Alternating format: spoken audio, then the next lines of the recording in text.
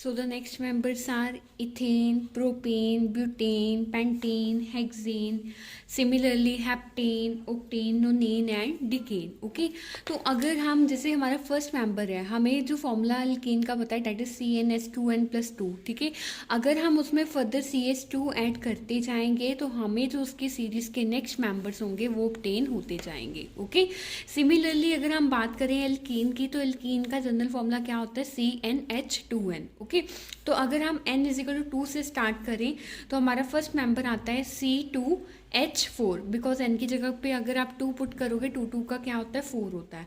तो यहाँ पे अगर 2 कार्बन आइटम है तो हम क्या लगाते हैं एथ लगाते हैं. अगर 3 कार्बन आइटम है तो हम क्या लगाते हैं प्रोप लगाते हैं. ओके तो इसी तरह से जो फर्स्ट मेंबर है अगर हम उसमें CH2 डालते जाएं तो C2H4 यानी कि 3 में अगर हम CH2 ऐड करते हैं तो हमारे पास क्या आता है प्रोपीन आता है. अगर हम प्रोपीन में CH2 ऐड करते हैं तो हमारे पास ब्यूटीन आता है.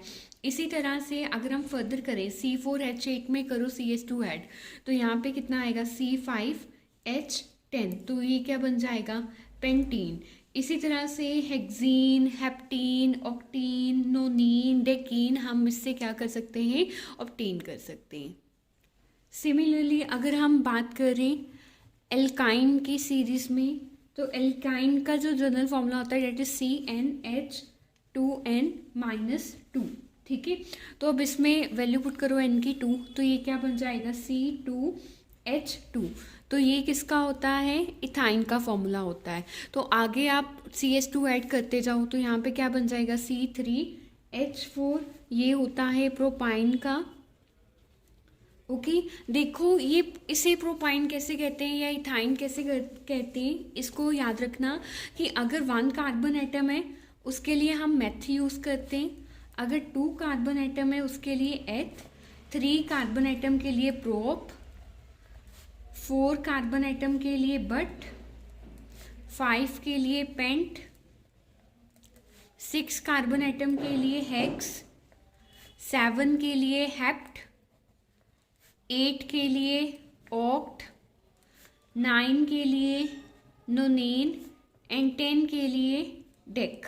ठीक है और अगर सिंगल बॉन्ड होता है तो हम एन यूज़ करते हैं, डबल बॉन्ड होता है तो इन यूज़ करते हैं, ट्रिपल बॉन्ड होता है तो हम आयन यूज़ करते हैं. ओके तो इसी तरह से हम एल्काइन की फर्दर सीरीज होमोलोगस सीरीज के अकॉर्डिंग CH2 ऐड करके हम क्या कर सकते हैं ऑब्टेन कर सकते हैं.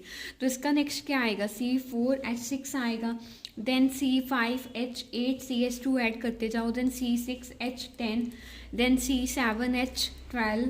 ठीक है साइड बाय साइड यहाँ पे ब्यूटाइन आ जाएगा बिकॉज 4 कार्बन आइटम है, यहाँ पे पेंटाइन आ जाएगा, इसका हेक्साइन और इसका आ जाएगा हेप्टाइन. ओके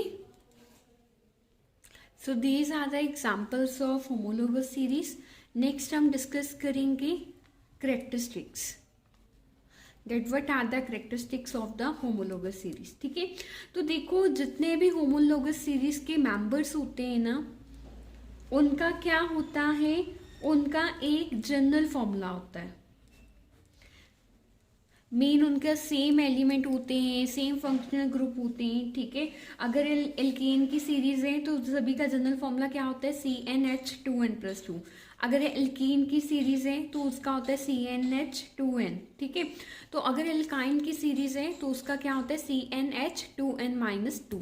तो हर एक का क्या होता है खुद का जनरल फॉर्मूला होता है. ठीक है तो इसमें क्या है कि जो फिजिकल प्रॉपर्टीज होती है ना मेंबर्स की, जो राइट डाउन फिजिकल प्रॉपर्टीज, जो फिजिकल प्रॉपर्टीज होती है मेंबर्स की वो क्या होती है चेंज होती रहती है. ठीक है उसकी प्रॉपर्टी जितने जैसे जैसे कार्बन एटम इंक्रीज होते जाते हैं उसका मॉलिक्यूलर मास भी क्या होता जाता है इंक्रीज होता जाता है. ओके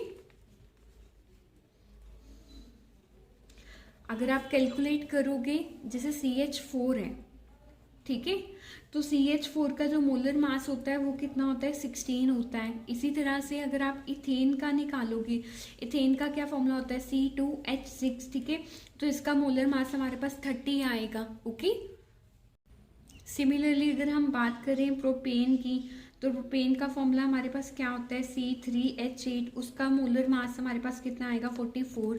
देखो निकालते कैसे हैं, कार्बन का कितना होता है 12, तो यहाँ पे कितने कार्बन है, 3 कार्बन है, यानी कि 3 × 12, और हाइड्रोजन का कितना होता है 1, तो 8 को कर दो 1 के साथ, तो यहाँ पे कितना आ गया 12 3 का 36 और 8, तो 36 + 8 कितना होता है हमारा यहाँ पे 44 होता है। तो इस तरह से हम किसी का भी मोलर मास कैलकुलेट करते हैं।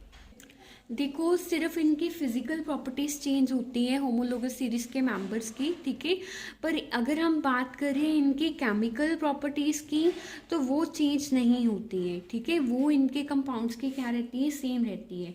अगर हम बात करें जैसे मीथेन है, अगर वो क्लोरीन के साथ रिएक्ट करता है तो वो क्या बनाता है, मिथाइल क्लोराइड बनाता है, ठीक है, और क्या रिलीज होता है, साथ में HCl निकलता है, ठीक है। सिमिलरली अगर इथेन है तो इथेन अगर क्लोरीन के साथ रिएक्ट करता है तो वो इथाइल क्लोराइड बनाता है, ओके, और साथ में क्या निकलता है, HCl निकलता है, यानी कि इसका जो फिजिकल प्रॉपर्टीज़ है वो चेंज होती है और जो हमारी केमिकल प्रॉपर्टीज़ है वो क्या रहती है, सेम रहती है। और जितने भी मेंबर्स हैं हमारे होमोलोगस सीरीज़ के, वो सभी के सभी एक जर्नल मेथड से ही क्या किए जाते हैं, प्रिपेयर किए जाते हैं, ठीक है, they all are prepared by the general method, ठीक है। अगर हम बात करें अल्कोहल्स की, तो अल्कोहल्स को जब हम रिएक्ट करते हैं, जैसे अल्काइल हैलाइड है ये हमारे पास CH3Br, एल्काइल हैलाइड ये एल्काइल ग्रुप है, हैलाइड मतलब फ्लोरीन क्लोरीन ब्रोमीन कुछ भी, ठीक है, तो इसको अगर रिएक्ट करें हम KOH के साथ तो ये हमारे पास क्या बनता है, CH3OH, और साथ में क्या बनता है, KBr का सॉल्ट, ठीक है। सिमिलरली अगर हम नेक्स्ट को करें C2H5Br, इसको भी अगर करें KOH के साथ तो ये हमारा क्या बनेगा, C2H5OH एंड KBr, यानी कि इन सभी को प्रिपेयर करने का हमारे पास क्या है, एक जर्नल मैथड है, ओके। नेक्स्ट होमोलोगस सीरीज में ही हम डिस्कस करेंगे कि इसका सिग्निफिकेंस क्या है, सिग्निफिकेंस ऑफ सीरीज, ओके।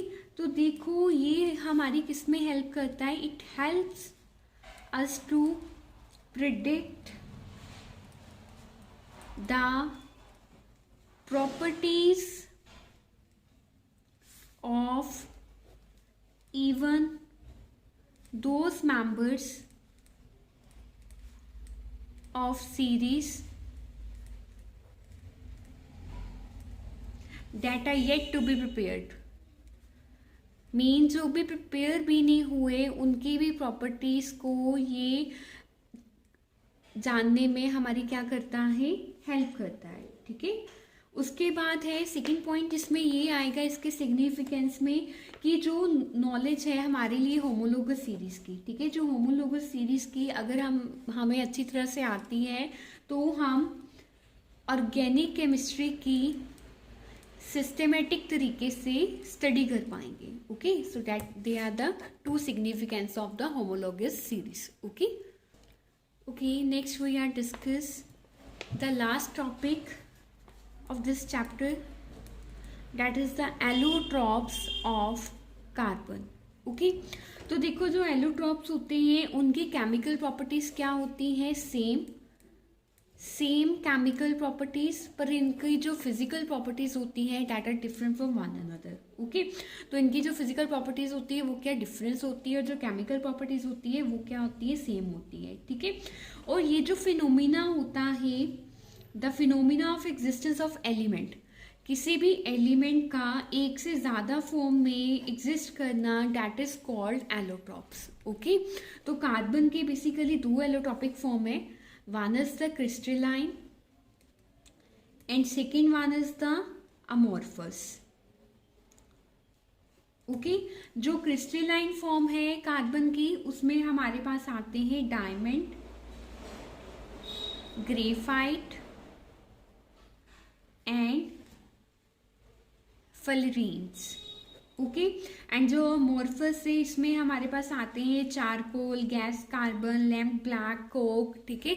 तो वो सारे के सारे वो किस में आते हैं, अमोर्फस में आते हैं। और डायमंड, ग्रेफाइट और फुलरीन किस में आते हैं हमारे पास, ये क्रिस्टलाइन फॉर्म में आते हैं। आप इसको फर्दर फ्लो चार्ट पे भी बना सकते हो, दैट इज कार्बन की आगे 2 form, one is crystalline and second one is amorphous.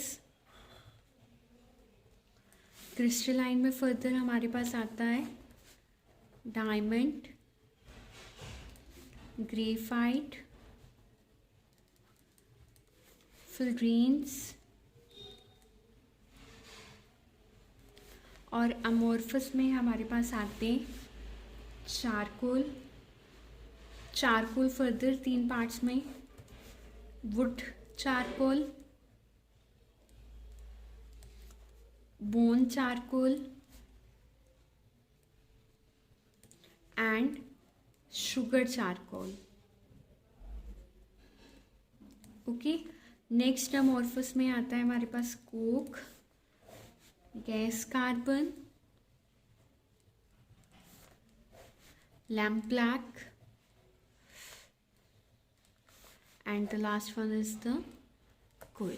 Okay, so one by one हम इन डिस्कस करेंगे। So first we start with the crystalline form, that is the diamond. Okay, तो हम इसका just एक बार go through करेंगे कि इसमें है क्या। ठीक है, तो diamond is basically purest form.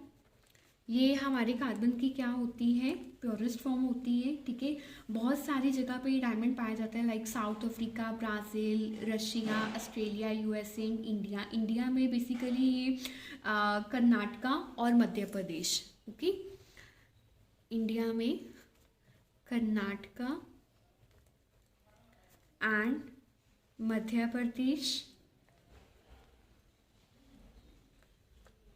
Okay, and basically जो हमारे नेचुरल डायमंड्स होते हैं वो अगर हाई प्रेशर एंड टेम्परेचर हो अर्थ के जो लोअर है मतलब डेप्थ पे, तो तब वहाँ पे क्या होते हैं, प्रिपेयर होते हैं। ठीक है, और जो हमारे आर्टिफिशियल है उसको भी प्रिपेयर करने के लिए हमें बहुत ही ज़्यादा क्या प्रोवाइड करना पड़ता है, टेम्परेचर एंड प्रेशर। ठीक है, तो बेसिकली जो हमारे डायमंड्स होते हैं that are prepared on high temperature and pressure.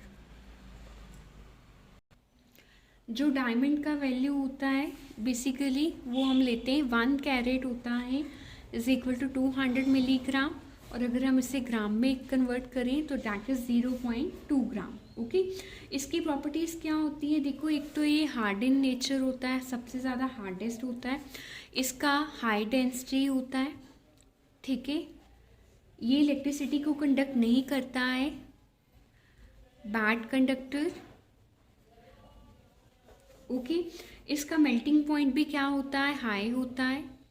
अगर डेंसिटी हाई है मेल्टिंग पॉइंट भी क्या होगा, हाई होगा। ओके, ये किसी भी केमिकल के साथ रिएक्ट नहीं करता, it do not react with any chemical, किसी भी केमिकल के साथ ये रिएक्ट नहीं करता, और ये क्या होता है, इनसॉल्युबल होता है हर एक सॉल्वेंट में। ठीक है, insoluble in all solvents. Okay, so that are the some properties of the diamond. और यूजेस तो आपको पता ही है कि इसका यूज़ होता है ग्लास कटिंग में, एज अ ग्लास कटर इसको हम यूज़ करते हैं। ओके, ज्वेलरी में इसका यूज़ होता है। ओके, स्टोन्स को जो डायमंड की डस्ट होती है बेसिकली वो पॉलिशिंग में यूज़ की जाती है, एंड ज्वेलरी में। Okay, so this is all about the diamond. Next हम जो डिस्कस करेंगे that is about the graphite. तो ग्रेफाइट हमारा ग्रेइश ब्लैक एक ओपेक सब्सटेंस होता है। ठीक है, and that is lighter than the diamond.